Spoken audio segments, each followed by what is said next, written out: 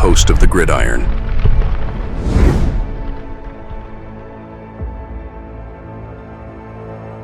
Fourth and goal to go with the 2. 34 seconds left to go in the ball game. This is the play right now. Takes the snap. Targeted goes in. Targeted all alone. And the quarterback keeps. Wow, what a call. Nobody touched him.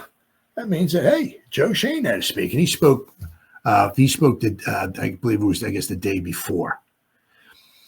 And of course, they were asking him a lot of the same questions, and everything. But he spent his time up there. I'm sure he loved every second of it, talking to the media and everything. All right, so we got this. There we go. Schoen talks free agency moves and the impact of the draft. Let's see. How would you describe the last couple of weeks and the chain of events that led you to Russell Wilson and Jameson Winston? Said you look at the pool of players that are available and in different scenarios, whether it's trades, free agent signings, or the draft. You know what the pool is going to look like, and then you've just got to figure out how you can acquire the best available. It's obviously a lot of hard work by the pro department and my personnel staff. They did a really good job. Let's see. That was a little bit hectic how everything went down, and it was dragging out a little bit longer probably than we'd like. Yeah. But we're happy with the way it ended up. I mean, they tried. They tried Stafford, right? He went back to the Rams. Of course, he would have been a big chunk of the Giants' salary cap, right? And the thing was with Stafford is they still would have needed another backup quarterback, right? But Stafford would have taken a large chunk, and the Giants weren't going to the Super Bowl, So I mean, maybe it's for the best. They went after Aaron Rodgers, right? So what I like about this, okay, is that basically, between Russell Wilson and Jameson Winston, like the first and second quarterback, is about $15 million, right? So that's cheap. That's really cheap. That allows the Giants, they could take obviously whoever the best player available in the draft at every round. If it's not a quarterback, it's not a quarterback. We got our quarterback this year, right? So, but I mean, $15 million is, obviously Russell Wilson has a lot of incentives tacked on, on his contract. So, if we win some football games, we owe him some money. And, if he leads us to the playoffs and stuff like that. But as of right now, it's between the two of them, right? It's only $15 million, and that's pretty good. I said, what does Russell Wilson give you right away when he walks into the building? He's a 10-time Pro Bowler, guy who's thrown for over 20 touchdowns. I believe it's every year except for 2 in his career. He played 11 games last year and threw for 16 touchdowns.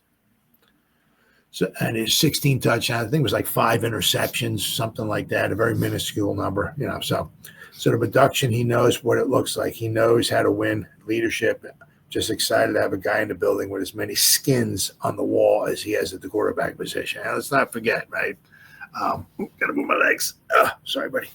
Let's not forget, right? I mean, he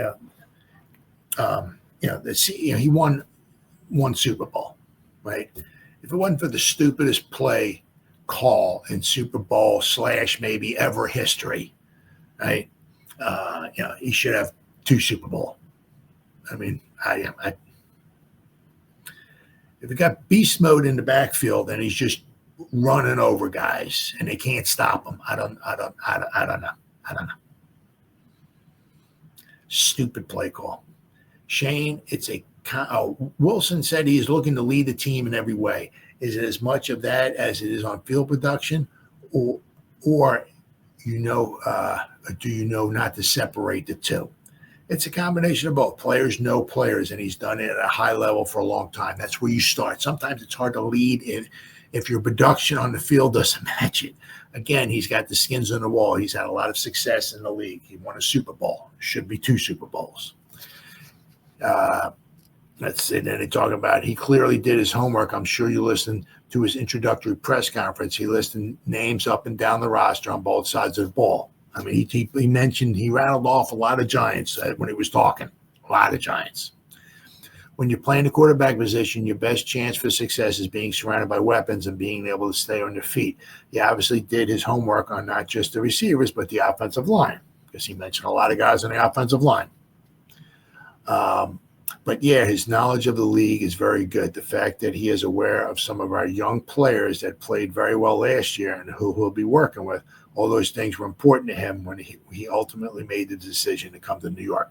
Now, let's not forget, right? He was on the Steelers last year when we played against them. So, all right, takeaways from Joe Schoen, right?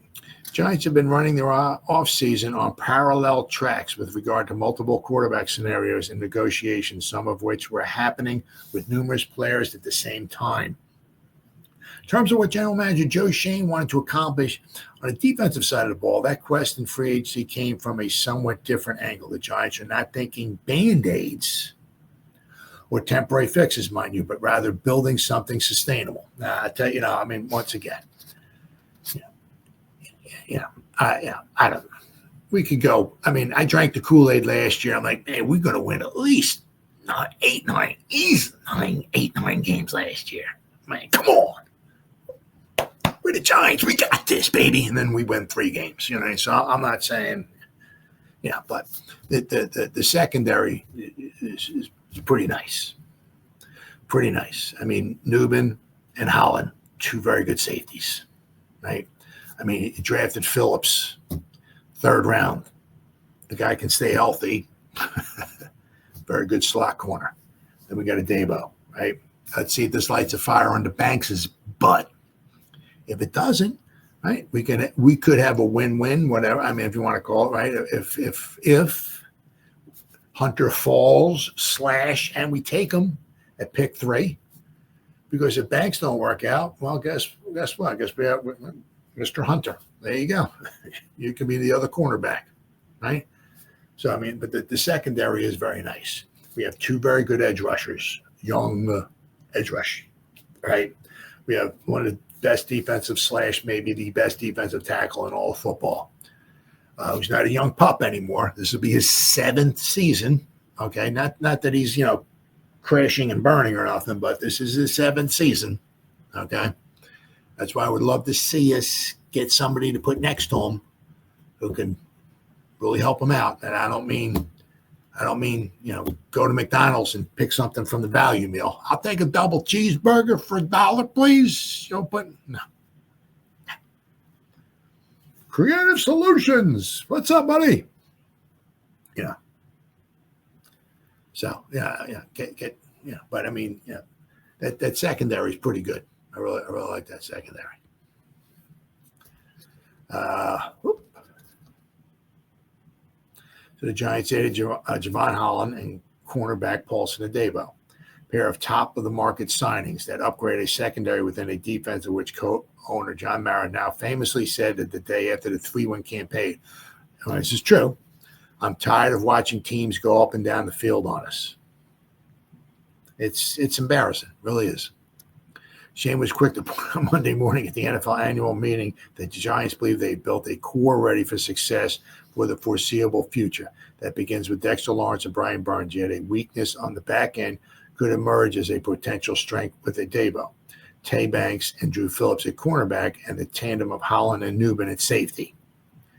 That brings the Giants to the NFL draft, where if they decide to pass on a quarterback at number 3, they could end up with one of a pair of defensive gems in cornerback wide receiver Travis Hunter and edge rusher Abdul Carter.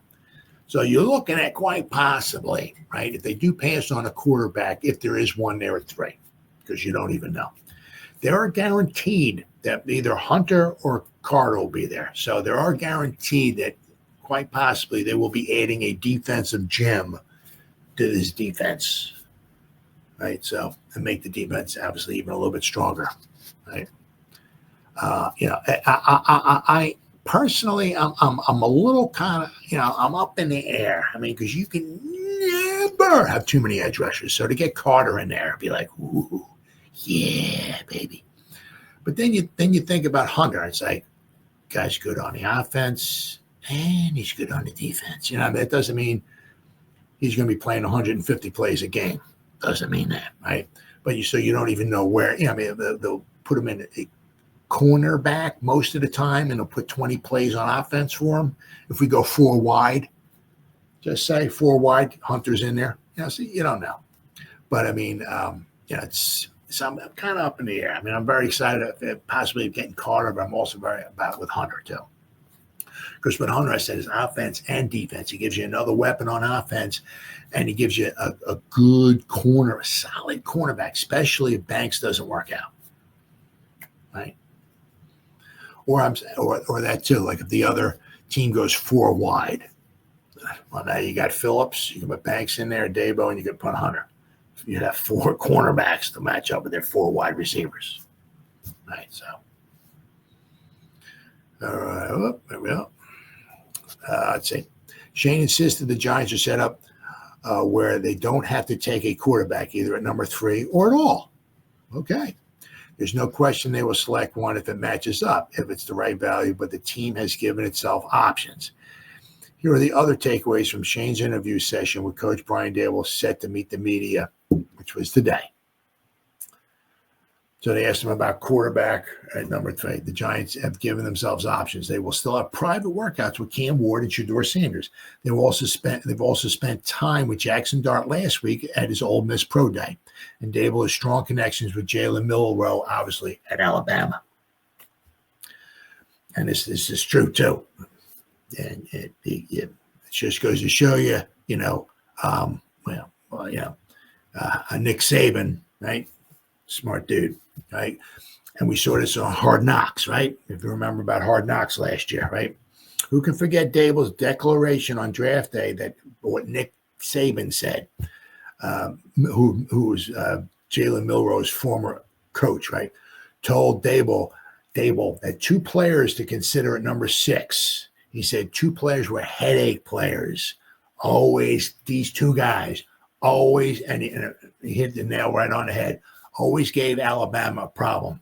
Malik Neighbors and Brock Bowers. Hit the frickin' nail right on the head. Brock Bowers, who the Raiders took, the frickin' beast, right? And by the way, Malik Neighbors is pretty good too, right? So Shane acknowledged that if all things were equal, a quarterback holds more weight, obviously, than any other position, especially when you don't have one for the long term, which is true. In a perfect world, you're absolutely right. Franchise quarterback, I think every GM here would sign up for that, Shane said.